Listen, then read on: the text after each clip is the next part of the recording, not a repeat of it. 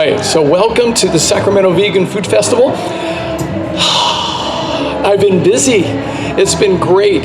So the love of my life, April, and we're a lifestyle medicine team. We are doing free health screenings for you. So please be sure to stop by. We're going to measure your blood pressure. We're going to measure your body composition and tell you your physical age. How many of you would like to know what your physical age is? It's really wonderful. Dan, my friend, is chronologically 64, but physiologically he is about 20. About 20. All right, so it really works well. Really works well. So my name, Ruben J. Guzman. There's initials after my name, MPH, which does not stand for the speed that I drive my car. I just want you to know. All right, so MPH stands for Masters in Public Health. And I got that degree from UCLA back in 1988. And when I finished my program, I had a very important decision to make. And that was this. Do I or do I not go back to UC Davis School of Medicine to complete my training in becoming a physician? I realized at that point in 1988 that I was passionate about promoting health and preventing disease, and I was no longer interested in treating disease. So I made a bold decision, and that was to not go back to medical school, but to study lifestyle medicine on my own. Now back then, there was nothing called lifestyle medicine. I was ahead of my time. It didn't exist. So I had a few mentors and teachers, like Dr. John McDougall, like Dr. T. Colin Campbell, like Dr. Neil Barnard, like Dr. Caldwell Esselstyn. So I had lots of mentors and teachers that really helped me because I was passionate about lifestyle medicine. And so in 2016, I went to a conference on nutrition in healthcare. And it was down in Anaheim. I thought I'd gone to heaven. It was amazing. All these amazing physicians from all over the world. And it was amazing because one of the presentations was about a new branch of the American Medical Association. Now, how many of you have never heard before today of the American College of Lifestyle Medicine, the newest branch of the American Medical Association? You've never heard of that before. Raise your hands nice and high so I can see them. Yes! All right, so I am an ambassador for the American College of Lifestyle Medicine. So the American College of Lifestyle Medicine is an evidence-based approach to prevent, reverse, and treat chronic disease using lifestyle measures as opposed to medications. And guess what? We can do a better job. Isn't that exciting? We can do a better job because you know what we do? We address the cause of chronic disease. We don't treat it with a pill. We don't treat it with a treatment or a medication. We don't do that. We say, let's address the cause. So that's what we do. And it's exciting. It's so exciting, my friends. It really is so exciting. So I found out about lifestyle medicine and I said, I'm in. I am absolutely in. So I went to my first lifestyle medicine conference in October 2017 in Tucson, Arizona. And then at that conference, it was amazing, by the way. I got to meet Dr. T. Colin Campbell. I had dinner with Dr. T. Colin Campbell and shared my personal research with him. How many of you find that exciting? That's what I got to do. It was really amazing. We had a great time. And so I got to find out that they're opening up a new board certification process. One category was for physicians, MDs and DOs, but the other was for professionals, with those with a PhD or with a master's in a health-related field. That's me. So I said, I'm in with both feet. I jumped in. I studied for a whole year. In October 2018, I went to my second lifestyle medicine conference in Indianapolis. And it was phenomenal to be around these people. It was just extraordinary. And after the conference, I took and passed my board exam. So I'm one of the first board certified lifestyle medicine professionals in the world. In the world. Oh, it's so exciting. I love it. It took me 30 years to find my tribe. I finally found them, and it's so exciting. I've been practicing lifestyle medicine for a very long time. So what happened for me, I want to share with you a story. So what got me turned around into thinking about health and nutrition differently? In 1980, I graduated from California Lutheran University in Thousand Oaks. And I wanted to go to medical school, but I wasn't ready. I knew I needed to study for the medical college admissions test. So I decided I would work in the hospital. And so I did that. That was my plan. I'd work in the hospital and study. So it's exactly what I did. I started off as a phlebotomist. Yes, I'm an absolutely certified vampire. Yes, I know how to do that. And then I started working in the laboratory doing all kinds of things, chemistry, serology, urology, all of the ologies. And then I got promoted to becoming a pathologist assistant. And that was very exciting because I got to learn so much. Now, one of the things that I got to do was I looked at everything that came out of every human body in the operating room every single day. So I looked at everything you could imagine and then some. In fact, I saw things that were quite frankly unimaginable.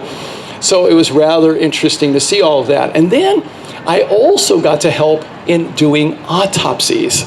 Now, I know some of you are eating. I don't mean to gross you out. I'm sorry.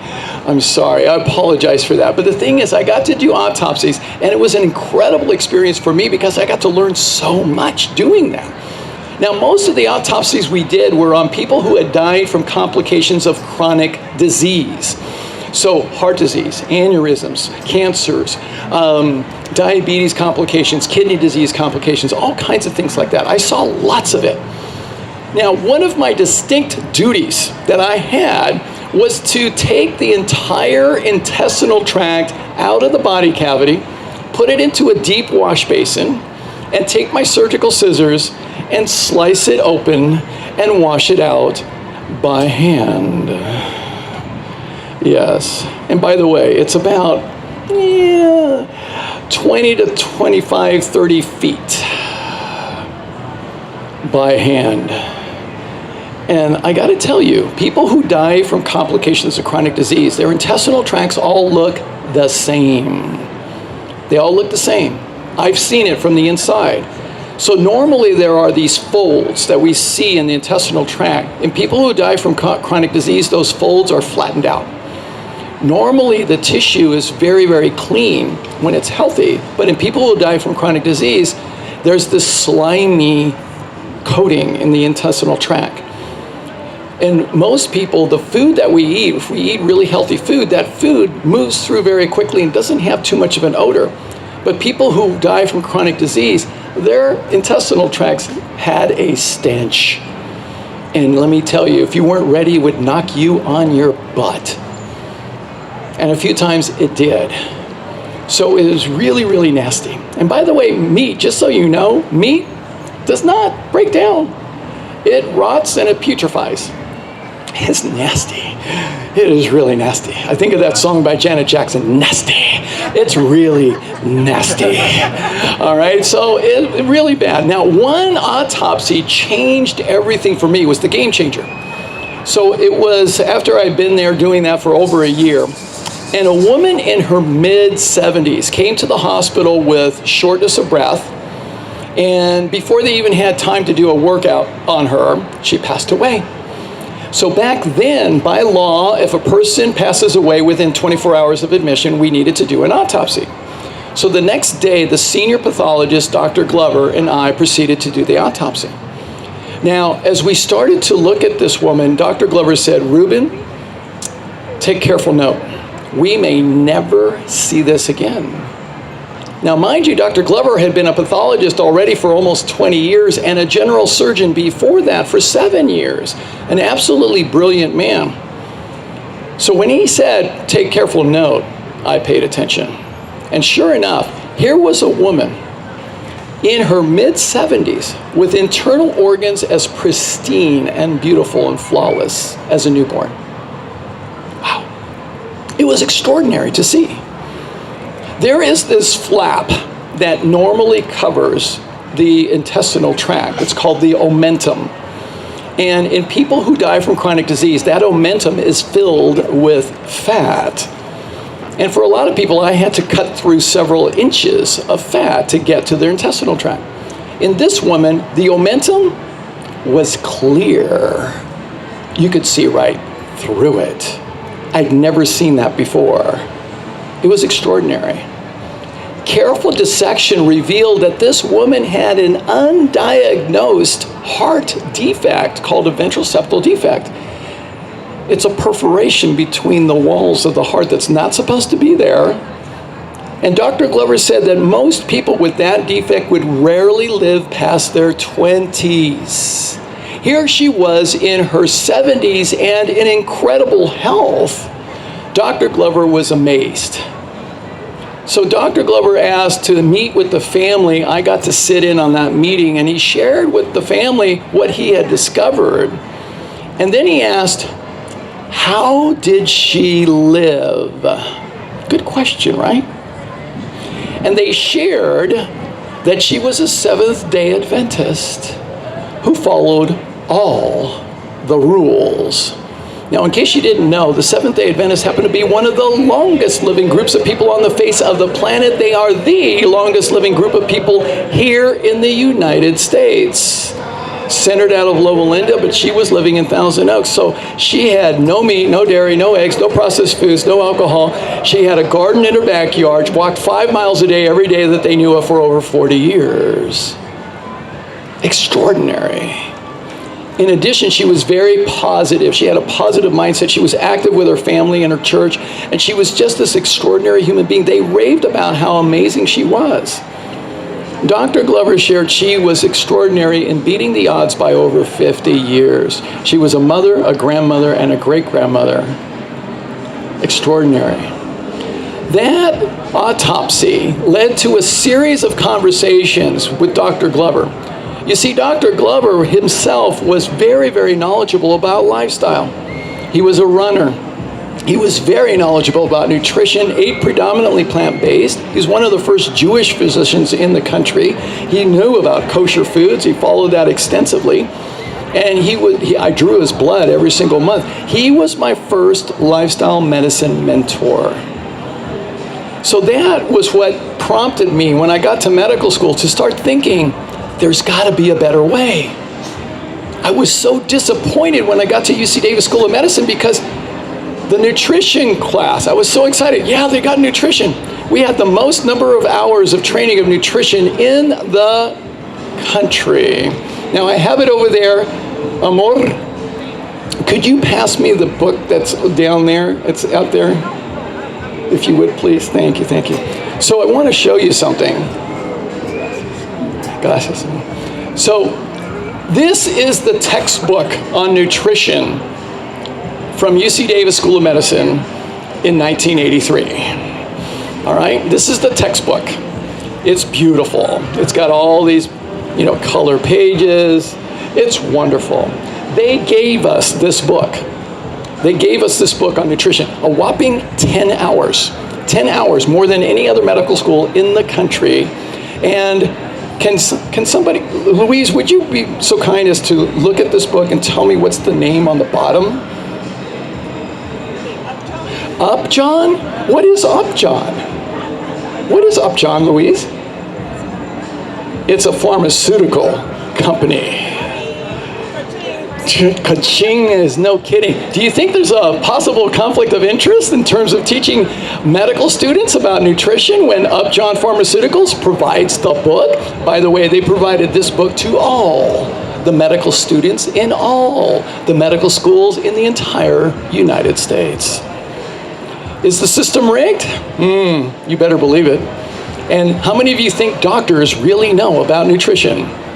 Anybody? Yeah, good. They don't. They really don't.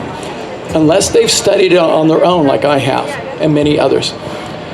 So it was disappointing for me when I was in medical school to realize that there really was nothing, there was no education about how do we address chronic disease with nutrition. There was no education whatsoever on that. All we studied was kwashiorkor, marasmus, beriberi, and scurvy, which we haven't seen in 100 years, and all the vitamins and minerals. That was it. That was it. So when I finished my master's in public health, I realized I didn't want to go back to treating disease because the board exam, I just got to tell you this, the board exam, after the first 2 years of medical school, the board exam, everybody's got to pass the board exam. There's about 60 questions on pharmaceutical drugs. Care to know how many questions there are on nutrition? One question on nutrition. And the question is, what is the most accessible source of vitamin D? You want to know what the answer is? On that exam? Milk. I'm not kidding you. I'm not kidding you. It's like, are you kidding me? That's nuts. It's nuts. So, all right, fast forward, 1988, I got my master's in public health, I got my lifestyle medicine, and then I'm just like, I'm so excited to be part of lifestyle medicine.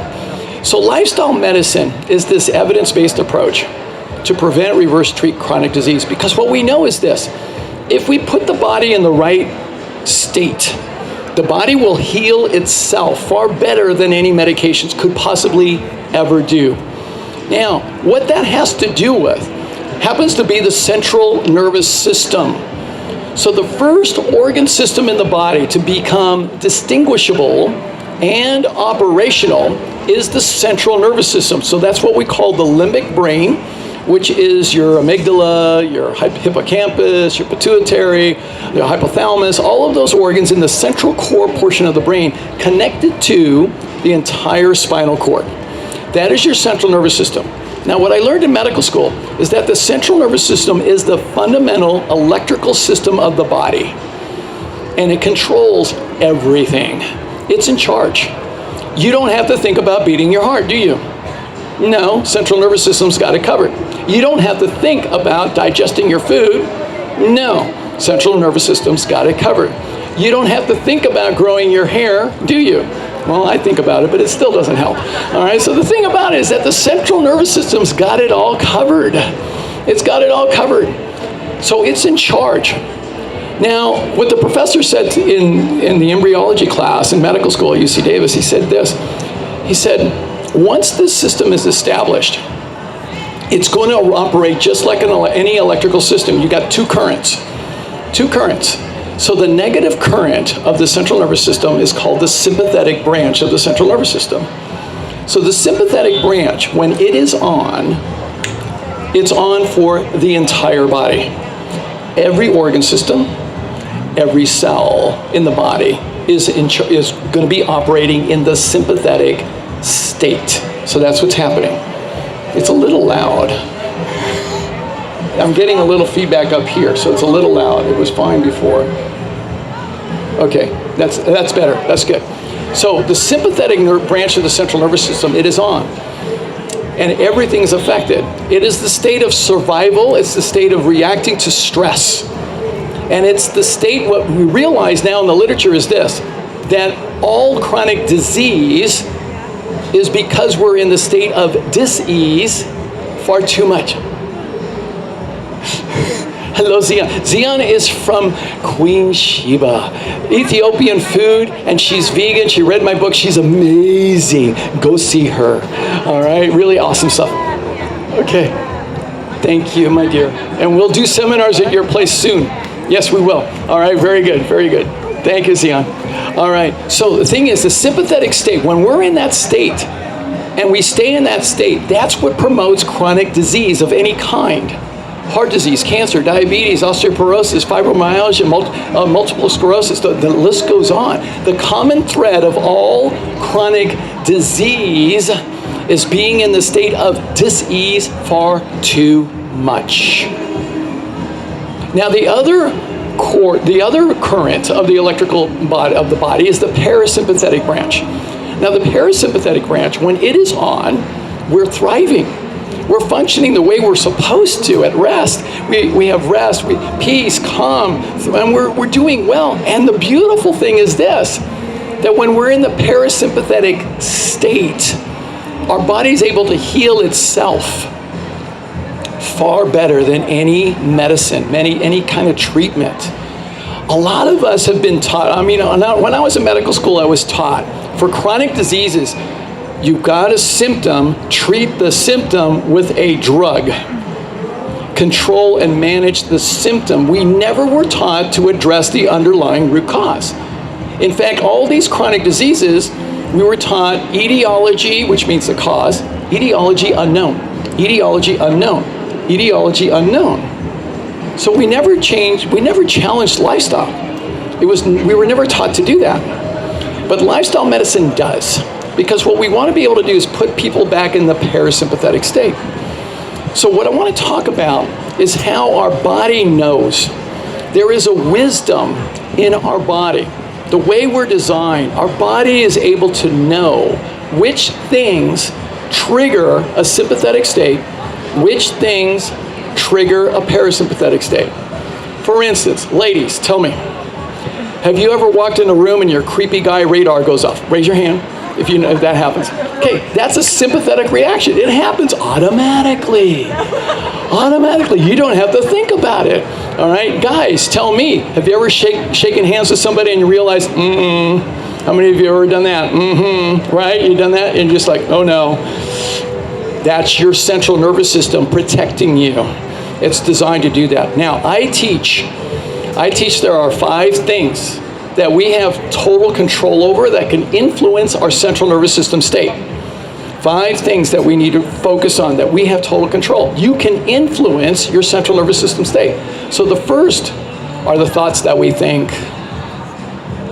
The thoughts that we think. You see, my friends, if we have stinking thinking, as my old friend Zig Ziglar used to talk about, if we have stinking thinking, negative thoughts, critical thoughts, cynical thoughts, we are going to put ourselves in the sympathetic state, and it's immediate.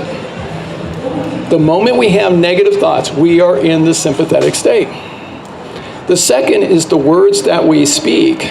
Words are powerful, aren't they? I was taught sticks and stones can break my bones, but words will never hurt me. That's a lie.